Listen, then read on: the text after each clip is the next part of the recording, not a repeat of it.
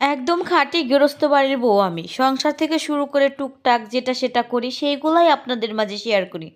তো ছোট, ছোট খণ্ডচিত্র, গ্রামের চিত্রধারা, আবহাওয়ার মান, কাজের যে চিত্রধারাগুলো সেগুলাই আপনাদের সাথে মূলত শেয়ার করি। সো হ্যালো এভরিওয়ান, আসসালামু আলাইকুম। কেমন আছেন সবাই? আশা করি সবাই অনেক, অনেক ভালো আছেন এবং সুস্থ আছেন। সবার সুস্বাস্থ্য কামনা করছি।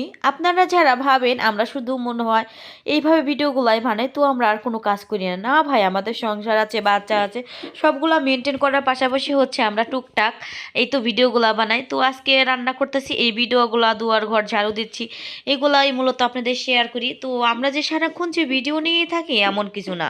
আমাদের সংসার আছে, এগুলোও কাজ করতে হয়, সবগুলো দেখে শুনে সব কিছু মেনটেন করে আমাদের চলতে হয়। তো সেই জায়গা থেকে যতটুকু সময় পাই কিছু কিছু খণ্ডচিত্র আপনাদের মাঝে শেয়ার করি, শেয়ার করেই আপনাদের মাঝে দেই। জানি না আপনাদের কাছে কেমন লাগে। তো গ্রামের মানুষ যারা, গ্রামের চিত্রধারা যাদের ভালো লাগে তারা অবশ্যই আমার কন্টেন্টগুলো অনেক বেশি পছন্দ করবেন এবং অনেক বেশি ভালোবাসবেন। তো যাই হোক, আজকে রান্না করব হচ্ছে বেগুন দিয়ে ডিমের পাতলা ঝোল। আর হচ্ছে আলুর যেই পরিমাণের দাম, আলু দিয়ে রান্না করলে একটু বেশি মজা হতো, তবে আলুটা আমার বাসায় নেই। তবে আমি প্রত্যেকটা তরকারিতে একটা আলু না দিলে আমার কাছে কেন জানি না মনে হয় সব কিছুই কমতি। যাই হোক, এইভাবে কাচিয়ে কাচিয়ে হচ্ছে আমি ডিম দিয়ে বেগুনের ঝোল রান্না করব আর হচ্ছে লাল শাক রান্না করব। যাই হোক, এই তো আমি সুন্দর করে বেগুনগুলো কেটে নিচ্ছিলাম। বিশ্বাস করেন এখনকার দিনে যে বেগুনগুলো, এগুলো যে এত সুন্দর ফ্রেশ তা বলার মতো না। একদম কোনো প্রকার পোকামাকড় কিচ্ছু থাকে না।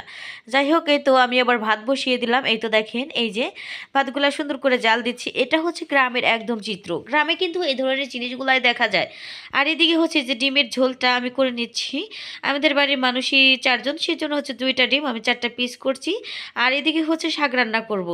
আর এই তো দেখেন, এই যে শাকগুলা সুন্দর করে আমি ধুয়ে পরিষ্কার করে নিচ্ছি।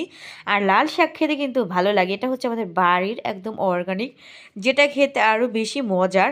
আর আপনারা অনেকেই পছন্দ করেন আমাদের খেতে লাল শাক সবজি। আমি যেগুলো তুলি সেগুলো আপনাদের কাছে অনেক বেশি পছন্দের এবং আপনারা বলেন অনেক বেশি ভালো লাগে। তো ভালো লাগার জায়গা থেকেই আপনাদের মাঝে এই ভিডিওগুলো আমি শেয়ার করি। আর এগুলো আসলে অনেক বেশি মজার হয় যেহেতু বাড়ির।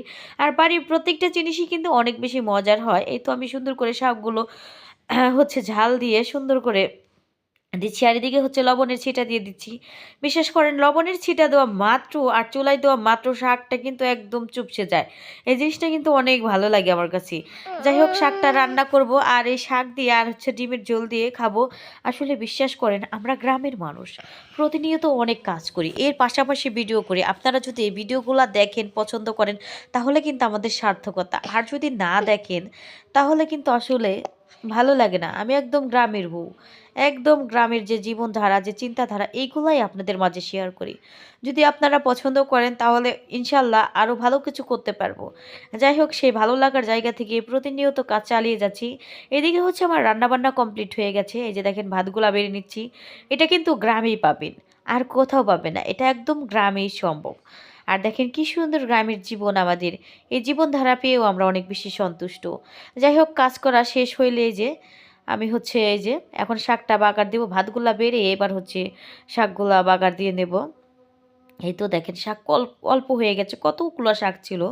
আর এই তো রান্নাবান্না শেষ করে দেখেন আমরা কিন্তু এই চুলার পাড়টা সুন্দর করে ক্লিন করে রাখি। আপনাদের আছে মানে ভালো ভালো রান্নাঘর কিচেন, আমাদের এই মাটির চুলার পাড় হোক না তবুও আমরা পরিষ্কার করে রাখি। আর এদিকে হচ্ছে রান্না শেষ করার পরে যে দেখেন হাঁড়ি পাতিলগুলো সুন্দর করে মাজি।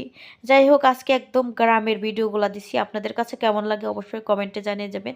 আজকের মতো এই পর্যন্ত। সবাই ভালো থাকবেন, সুস্থ থাকবেন।